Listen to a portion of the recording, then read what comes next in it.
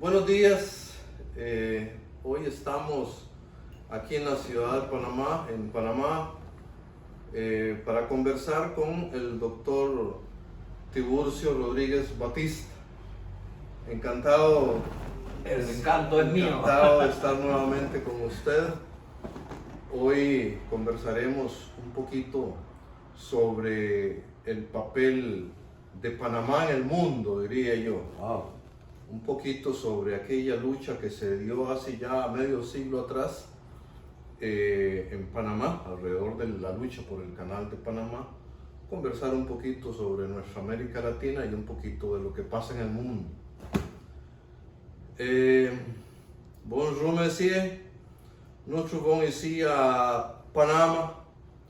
Nous avons aujourd'hui monsieur Tiburcio Rodríguez Batista, professeur de l'Université du Panama, professeur de droit civil. Sí, oui. Oui. Aujourd'hui, nous parlons sur la lutte du peuple du Panama pour la souveraineté du peuple panamanien de 1968. Добрый день, дорогие друзья. У нас сегодня профессор Панамского университета, доктор юридических наук Tiburcio Rodríguez Batista. Мы сегодня поговорим о Панаме, о борьбе, которую уже полвека тому назад ввели в этой стране за суверенитет Панамского канала. Поговорим чуть-чуть о Латинской Америке и о том, что сейчас случится в мире. Так что начинаем. Doctor Rodríguez Batista es especialista, bueno, ya lo dije, en Derecho Civil, gran conocedor de la situación en Panamá, obviamente, y en nuestra América Latina y en el mundo. Y pues si quisiera yo conversar así rápidamente, ¿verdad? Yo lo veo como que Panamá es, yo lo sigo diciendo al día de hoy, es el epicentro de los acontecimientos en nuestra América Latina, al menos. Yo digo la capital de América Latina. ¿Cómo ve usted hoy, 50 años después de la lucha por el canal, la influencia que ha tenido, tuvo personajes como Omar Torrijos Herrera, el cerebro, decíamos, de Omar Torrijos, que era Juan Antonio Tac, y otras personas que estuvieron alrededor de esa lucha por el Canal de Panamá? Lo dejo con nosotros, doctor Rodríguez. Muy buenos días y gracias por elevarme hasta la altura que usted me ha puesto. Y bueno, hablemos pues de esa epopeya tan gloriosa de Panamá, que tiene muchas cosas que destacar, ¿no? Una de las cosas más notables o notorias, digamos, de la gesta de Torrijos es que todo eso ocurrió pacíficamente. Aunque a nosotros nos costó sí vidas, pero en general la lucha y la victoria fue pacífica. Una cosa que yo digo que hay que aclarar en la historia es que todo el mundo habla del golpe de Torrijos. Y la verdad es que en 1968 quienes dieron el golpe no fue Torrijos. Torrijos era el secretario de la comandancia. El problema fue que Torrijos, ya dentro de la fuerza pública, él tenía un liderazgo, y cuando los que dieron el golpe, que fueron los coroneles Pinilla, Nesel Franco, los otros, quisieron deshacerse de Torrijos, entonces ahí sí Torrijos le dio un golpe, no al gobierno que estaba allí, sino al de estos golpistas, vamos a decir así. Y el pueblo que conocía o que había oído o de alguna manera la acción de Torrijos le simpatizaba, y eso le permitió a Torrijos de verdad encabezar el gobierno desde 1969 en adelante. Entonces, ¿El germen de la lucha por el canal, cuándo se inicia? no, el germen de la lucha por el canal se inicia en 1903, cuando, inmediatamente después de que nos independizamos de Colombia. Bueno, es una historia larga de gente que manifestaron estar desacuerdo. Pero Torrijos fue el que le vino a dar un impulso. Sí, lo que pasó es que en 1961 por ahí hubo un acuerdo que se llamó Sherry-Kennedy, según el cual en todo lugar de la zona del canal donde había una bandera norteamericana debería haber una bandera panameña. Bueno, y el 1 de enero de 1964 en la escuela secundaria de Balboa eso no se cumplió, y un grupo de estudiantes panameños fueron a imponer la bandera panameña, y bueno, ahí la policía, los soldados gringos les dispararon, mataron un montón, y a partir de ese momento la lucha por el canal era una tarea urgente para Panamá.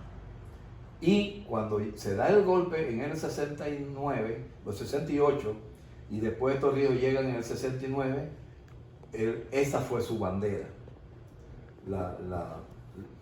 el retorno del canal a Panamá. Torrijos pudo amalgamar, ¿verdad?, ese sentimiento popular. Sí, él encarnó ese sentimiento. Y lo hizo muy bien. ¿Qué papel jugó Juan Antonio Tac? Bueno, Juan Antonio Tac era el ministro de Relaciones Exteriores de Torrijos en una primera instancia. Y él fue, diría yo, el cerebro que diseñó y la lucha de Torrijos por el canal. Eso es una figura muy importante. ¿Se le destaca a él hoy en día ese papel? No. ¿No se le reconoce? No. Mire, yo no he oído, y ni siquiera en la universidad, donde más corren ideas, yo diría que la clase gobernante de Panamá ha relegado al olvido todo eso. No solo a Juan Antonio Tac. Si de la clase gobernante de Panamá dependiera, hasta el mismo Torrijos borrarían de la historia. ¿Por qué? Porque es plebeyo. Ese no es de la high class, como decimos. De la burguesía. De la burguesía. Esta fue una pelea de pueblo. ¿Y el hijo de Torrijos, Martín Torrijos, qué papel juega en este, digamos, devenir político desde que él es presidente a hoy? Bueno, él en mi punto de vista, ¿no?, juega un papel un poco, ¿cómo diríamos?, difícil. Le voy a explicar por qué. Porque el general Torrijos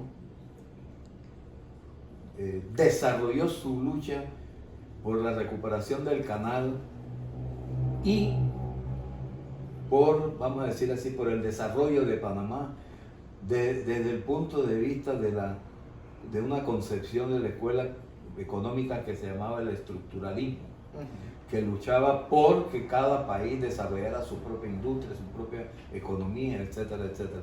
Esa era la ideología económica, digamos, del general Torrijos, aparte del canal, ¿no?, que eso era sagrado aparte. El hijo, Martín, según mi punto de vista, él viene a gobernar dentro del marco de la globalización. Y ustedes saben que la globalización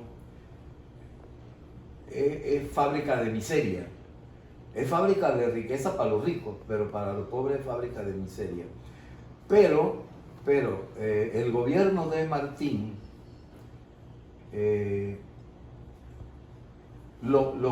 las tareas que se le plantearon grandes en ese momento, yo diría que las resolvió en la medida de ese marco económico ideológico que estaba imperaba ahora. Ok. Por ejemplo, Estamos en campaña electoral en Panamá ahorita, ¿cierto? sí, ajá, El Martín Torrijos es candidato. el candidato, ¿Qué exactamente. posibilidades tiene? A su Bueno, manera de ver. yo siempre yo siempre debí, digo, siempre pensé que él era uno de los que más posibilidades tenía. Ya no las tiene. Bueno, hay que verlo en la lucha porque el problema es que Ya no, él no es miembro del PRD, el Partido no, Revolucionario. él renunció ya. Él renunció a ese Sí, partido. es que tenemos que tener en cuenta lo siguiente.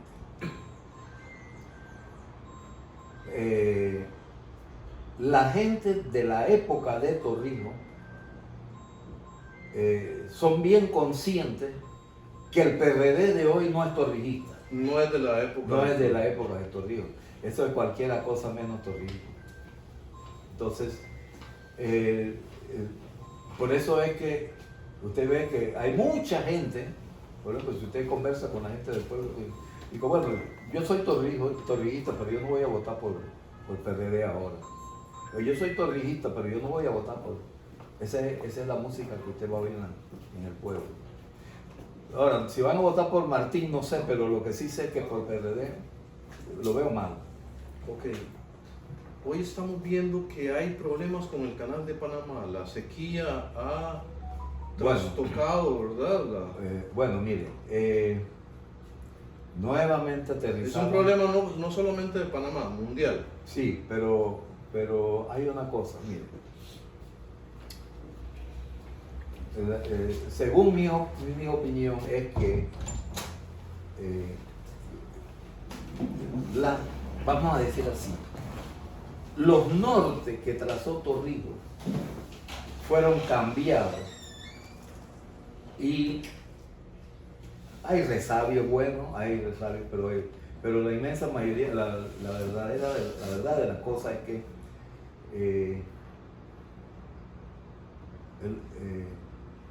el gobernante de la oligarquía panameña se ha aprovechado de todo lo que se produjo como producto de la reconquista del canal y no le importa mucho, ni siquiera la fuente de esa riqueza. ¿Cuánto representa el PIB, más o menos? Bueno, el PIB del canal no representa mucho, creo que está entre 2 o 5%, pero hay muchas otras cosas que producen más que... Uno de los argumentos de la minera era que ellos producían más plata que el canal. O sea, pero eso no quiere decir que eso era bueno, ¿no? Entonces, el problema del agua del canal es que, mire, como muchas cosas en Panamá, uno se sorprende, fíjense. Los ecólogos gringos, en el año 1900, cuando los Estados Unidos se abocan a la construcción del canal, sabían que el canal necesitaba, dice, 10 hectáreas de bosque para mantener el cauce del canal. Estamos hablando de un siglo atrás. Un siglo después los gobernantes panameños no entienden eso y te ve la deforestación que está habiendo en el área del canal. Ahora tienen que venir por acá por Río Indio, están ahí hablando del Chucunaque o del Bayano, bueno, de toda una otra serie de fuentes.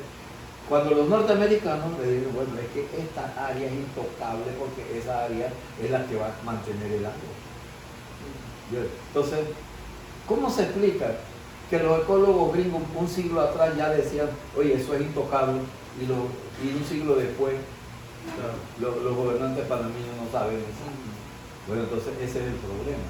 Entonces, el otro problema es que, como le digo, la economía panameña no está en manos de panameños. Por ejemplo,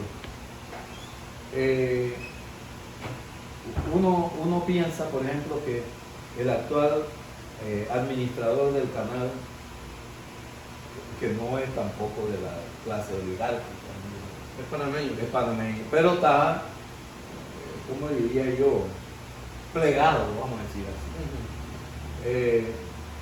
Usted tiene, fíjese,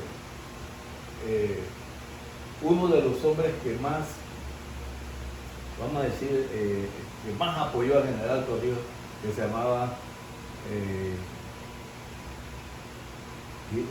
Rigoberto Paredes. El hijo de él, cuando el canal devuelve a Panamá, fue el primer promotor de la privatización de los puertos y cosas así. Entonces, es decir, el panameño no valora lo que tiene. Es decir, una aclaración.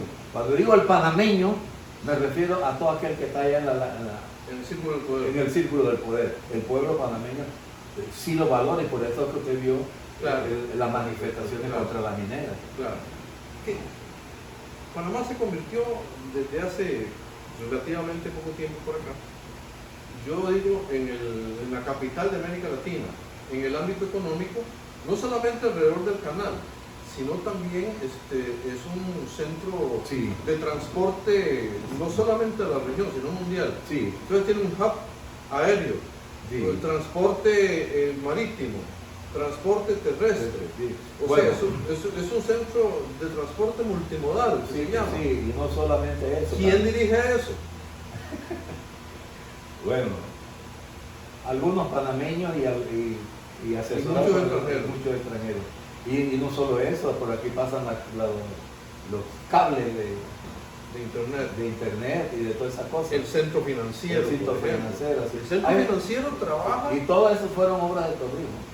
El centro financiero trabaja a un nivel de primera clase mundial. Sí, correcto. ¿Cierto? Cierto, sí. Y la pregunta que yo me hago, con toda esta situación nueva, ¿quién dirige eso?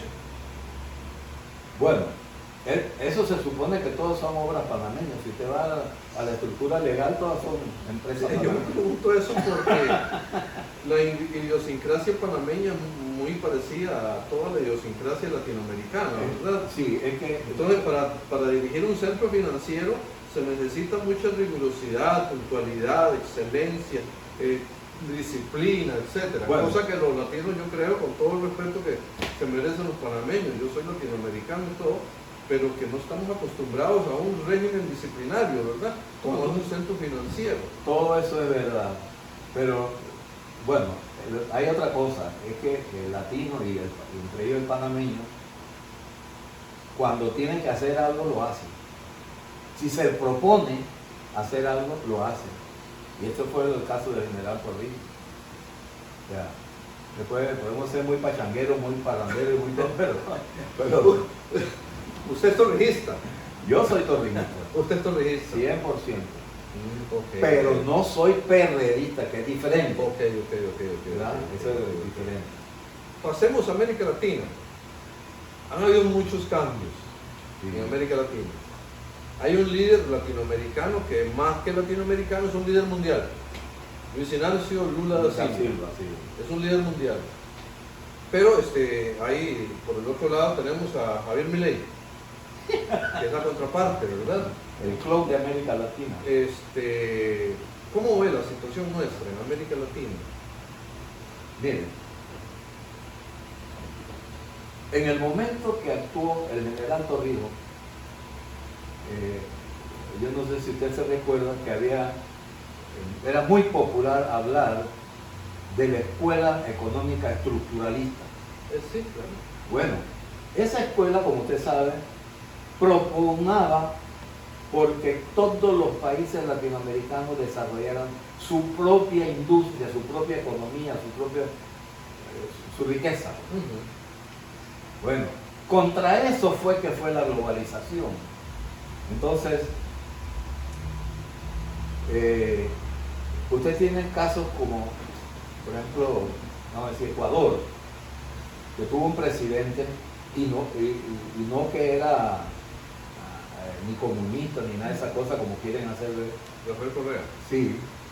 Pero usted vio que el vicepresidente destruyó todo lo Todo que lo había que hecho. hizo Correa, correcto. O sea, aquí en Panamá hay una iglesia que hace una procesión que dice que echa 2 pasos para adelante y 1 para atrás.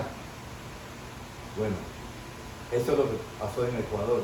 Y ningún país del mundo se desarrolla echando 2 pasos para adelante y 1 paso para atrás.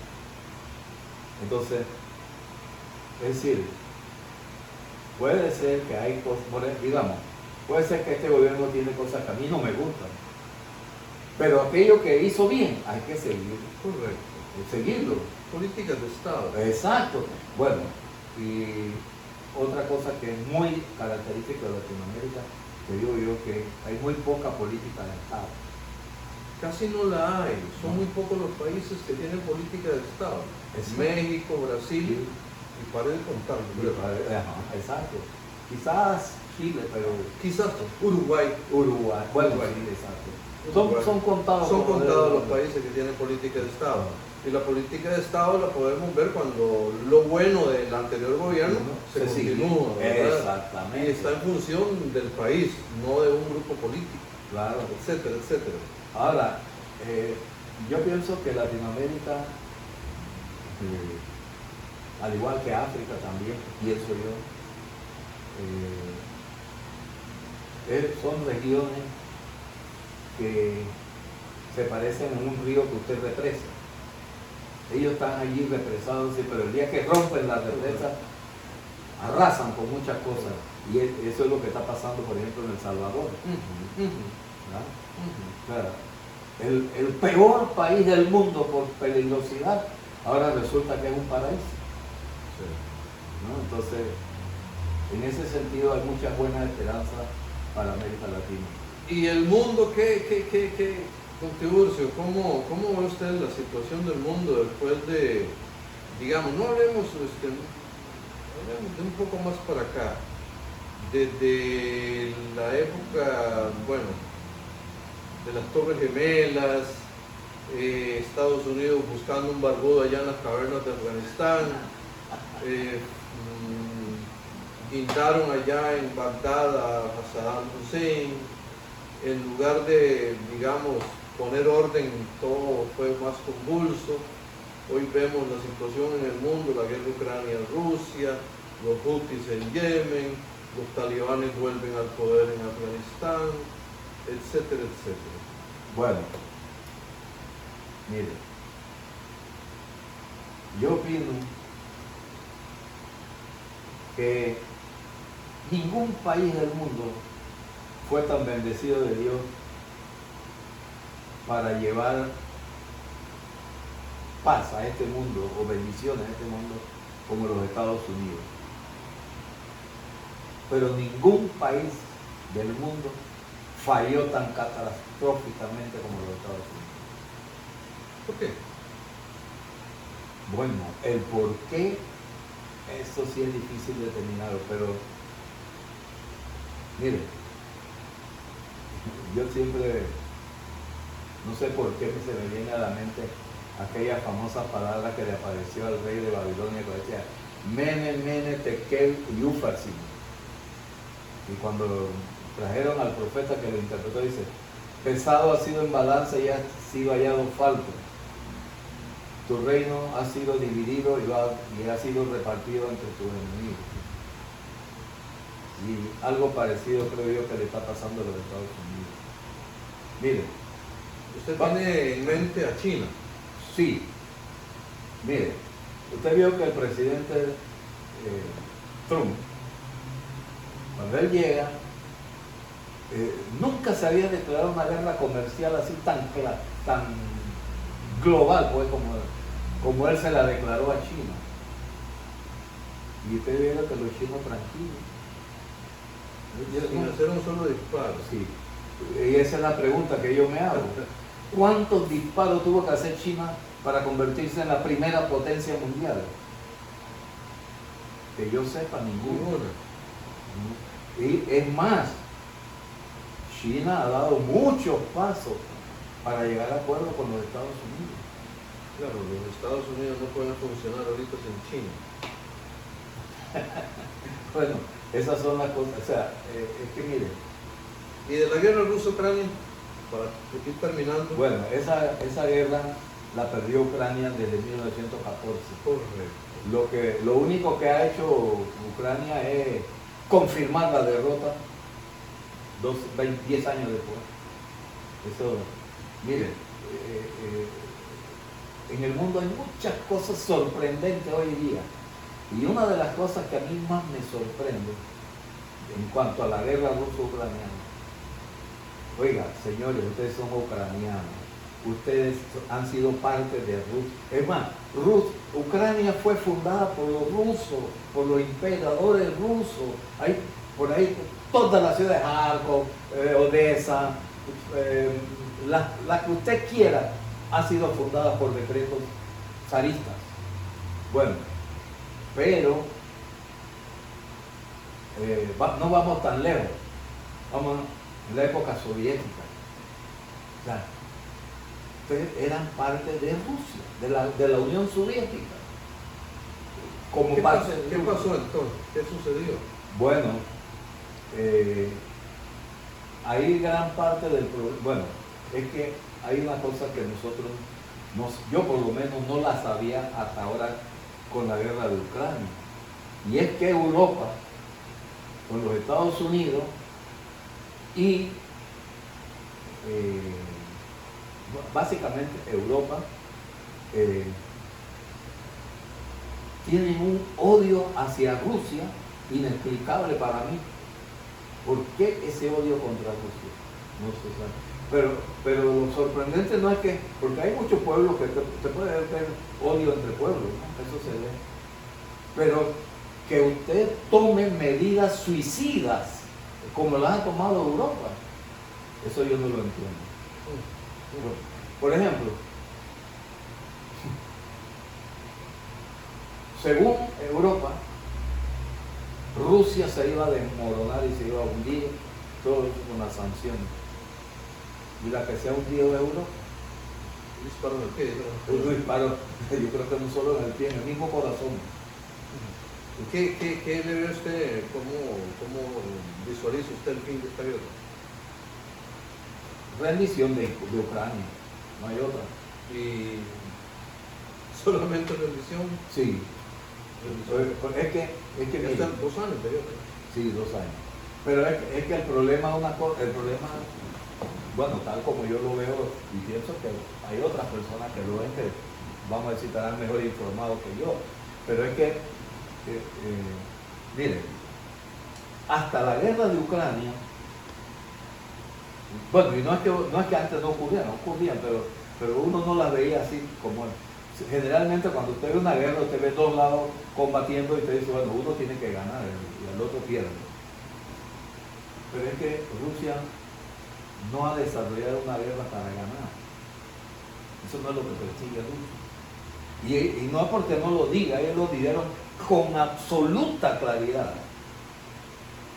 Nosotros vamos contra Ucrania por 2 cosas básicas: desnazificar y desmilitarizar Ucrania. O sea, es que hay una cosa de sentido común. Y no es que no haya ocurrido, ya tenemos experiencia. Cuando en 1962 los rusos ubicaron cohetes nucleares en Cuba, ¿qué pasó? ¿Quién se paró en 2 patas? Los Estados Unidos. Ah, ¿por qué? Porque eso atenta mi seguridad nacional. ¿Y por qué tú piensas que ubicar armas en Ucrania no amenaza la seguridad nacional de Rusia? Entonces, uno no puede ser ni hipócrita, ni cínico, ni nada parecido. Uno tiene que ser consciente. Bueno, y eso usted lo encuentra hasta en la Biblia. No haga, eso es como decir, haz a los demás lo que tú quieres que los demás hagan contigo. muchas gracias, don Teodosio. Le agradezco mucho su participación. Bueno, Merci beaucoup. espero que sea útil. Merci beaucoup. Спасибо большое. Большое спасибо.